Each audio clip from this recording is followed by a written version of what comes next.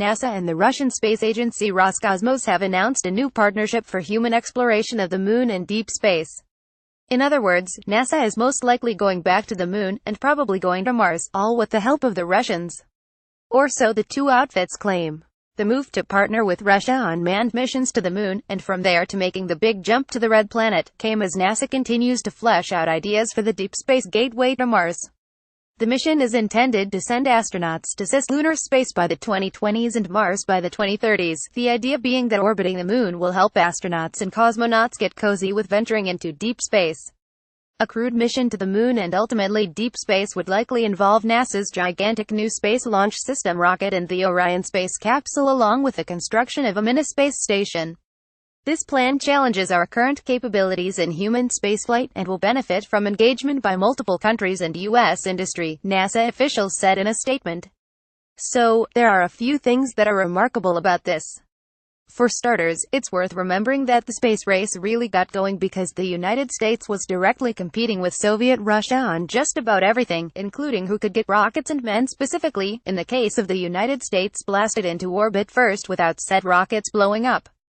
On top of the more distant historic connotations, it should be noted that relations have also been rather tense with Russia in recent years as well.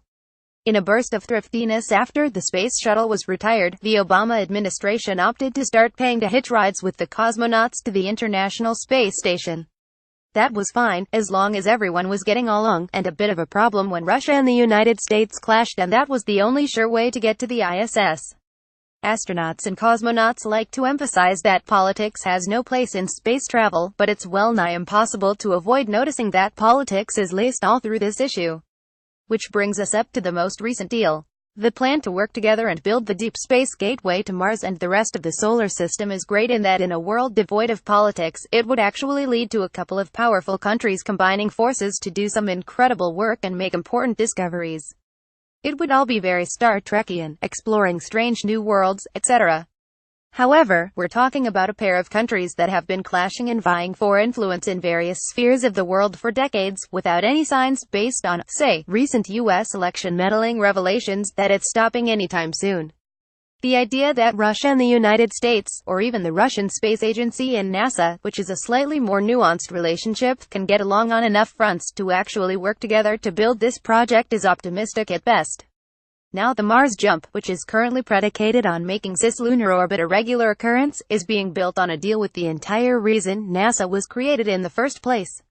Elon Musk is due to announce more details about his plan to get colonists to Mars on Friday.